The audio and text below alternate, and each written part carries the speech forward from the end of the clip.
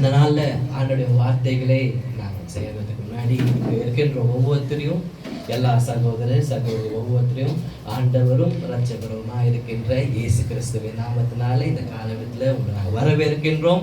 இந்த காலவேளையில் உங்களை பார்ப்பது மிகுந்த சந்தோஷம். நல்ல கரங்களை தட்டி நம்ம பக்கத்தில் இருக்கிறவங்களை பார்த்து கேளுங்க, எப்படி இருக்கிறீங்கன்னு சொல்லி கேளுங்க. நல்லா இருக்கிறீங்களா? சில பேரை நம்ம மாசத்துக்கு அப்புறம் பார்க்கணும் சபைங்களா. இந்த சந்தோஷம் ஆண்டவர் தாமே நம்மளை ஆசீர்வதிப்பார். உங்களுக்கு நான் அறிந்திருக்கிறபடி எப்பவுமே நான் ஆண்டுடைய வார்த்தை கொடுக்கறதுக்கு முன்னாடி ஒரு சின்ன ஒரு ஸ்டோரியை சொல்லி நான் ஆரம்பிக்க விரும்புகின்றேன். என்ன அப்படின்னு சொன்னால், ஒரு நாள் என்ன பண்ணுறாங்கனாக்கா, ஒருத்தர் இப்போலாம் நீங்கள் டிராஃபிக் ஜாமெல்லாம் நீங்கள் பார்ப்பீங்க. நம்மளுடைய பெங்களூரில் டிராஃபிக் ஜாம் சொல்ல வேண்டிய அவசியம் இல்லை. பல நேரங்கள், சில நேரத்தில் பல அவர் கணக்கில் டிராஃபிக் ஜாம்ஸ் உருவாக இருக்கிறது. ஆனால் நம்முடைய பெங்களூரில் அந்த மாதிரி டிராஃபிக்கே இல்லைன்னு சொல்லி நான் சொல்ல முடியாது. ஆனால் நீங்கள் வேறு ஸ்டேட்ஸ்க்கெல்லாம் போனால் உங்களுக்கு டிராஃபிக் இல்லை, அவ்வளோ நீங்கள் சொல்கிற மாதிரி இல்லை. இப்போது நம்முடைய ஒரு நாள் என்ன நடந்துச்சு அப்படின்னு சொன்னால், ஒரு டிராஃபிக் ஜாம் இருக்குது. ஒரு மனிதர் என்ன பண்ணுறாருன்னா, கார் எடுத்துக்கொண்டு போய் கொண்டிருக்கும் போது முன்னாடி பார்க்கும்போது ரொம்ப நேரம் டிராஃபிக் ஜாம் நின்று கொண்டிருக்கு. அப்போது ஒரு மனிதர் என்ன பண்ணுறாங்கன்னா, அந்த காரில் உட்காந்துருக்குற ரொம்ப நேரமாக பார்க்குறாரு, இந்த கார் போகும், முன்னாடி போகும், டிராஃபிக் ஜாமில் நாங்கள் இருக்கிறோமே அப்படின்னு சொல்லி ரொம்ப நேரமாக நின்று கொண்டு வேடிக்கை பார்க்குறாரு. பார்த்தா அந்த கார் மூவே ஆகும் தெரியாது. ரொம்ப நேரம் ஆன பிறகு அந்த காரை டோரை அந்த ஜன்னல் இருக்கும்ல, ஜன்னலில் ஒருத்தர் தட்டுறாங்க. கிளாஸ் எல்லாம் மூடி இருக்கிறதுனால அது தட்டுறாங்க.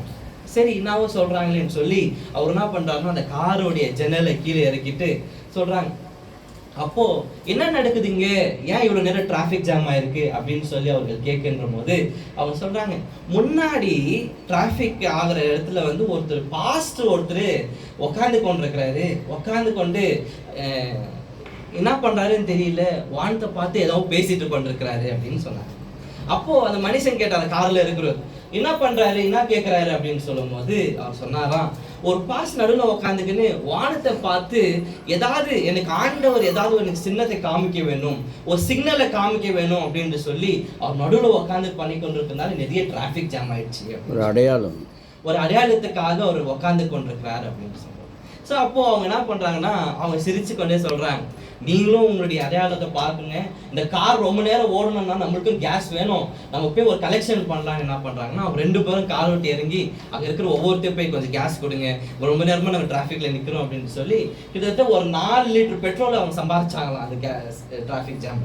ஸோ அந்த மாதிரி சில நேரங்களில் ஏன் நடக்குதுன்னு சொல்லி நம்ம பண்ணி கொண்டிருப்போம். சில நேரத்தில் சூழ்நிலைகள் டிராஃபிக் ஜாம் எல்லாம் ஆனாலும் பரவாயில்லை. ஆனால் இந்த காலவெளியில் நான் மிகுந்த நன்றியோடு ஆண்டு நான் சொல்லுவேன். ஏன்னு சொன்னால், ஆண்டவருக்கு காத்து இருக்கிறவர்கள் அவர் என்ன பண்ண மாட்டாங்க, அவர் வெட்கப்பட்டு அவர்கள் போவது. ஆண்டவர் நம்புகிற ஜனங்களை ஆண்டவர் வெட்கப்படுத்துவது கிடையாது. அதனால நம்முடைய வாக்குத்தத்தமான, நம்முடைய சபைக்கு வாக்குத்தத்தம் கொடுத்த வார்த்தையை நம்ம எடுத்து நம்ம வாசிக்கலாம். மல்கியா 7வது அதிகாரம் 7வது வசனத்தை வாசிக்கலாம். மீகா 7வது அதிகாரம் 7வது வசனத்தை நாம் வாசிப்போம். நானும் என்றால் கர்த்தரை நோக்கிக் கொண்டு என் ரட்சிப்பின் தேவனுக்கு காத்திருப்பேன், என் தேவன் என்னை கேட்டருளுவார். ஆமென். ஆண்டவர் நாமத்துக்கே கனமும் மகிமையும் உண்டாவதாக. யாரெல்லாம் நீங்க அந்த பைபிள் வசனத்தை எடுத்தீங்க? எவ்வளவு பேர் அந்த வசனத்தை எடுத்திருக்கீங்க? நான் ஒரு 4-5 கைகளை பார்க்கிறேன். வேறாவது உங்க கையில இருக்கிற வேதாகம் திருப்புங்க. மீகா 7வது அதிகாரம் 7வது வசனத்தை எடுங்க. தமிழ்ல பக்கம் எவ்வளவு? நீங்க பைபிள கூட திறக்காம இருக்கீங்க.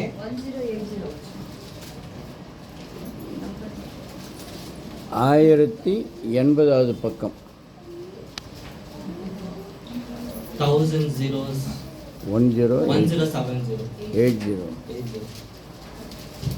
எடுத்தீங்களா? எல்லாரும் எடுத்தீங்களா? இங்கிலீஷ்ல அப்படி வராது, தமிழ் தான் இந்த பேஜ்ல இருந்து. மோசஸ் எடுத்தீங்களா?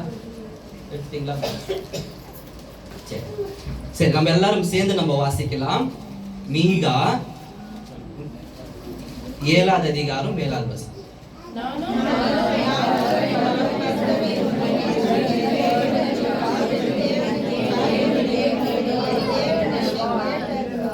ஆமென். ஆண்டவர் நாமத்துக்கே கனமும் மகிமையும் உண்டாவதாக. இந்த வசனத்தை நான் 3 விதமாக நான் பிரிக்க விரும்புகின்றேன்.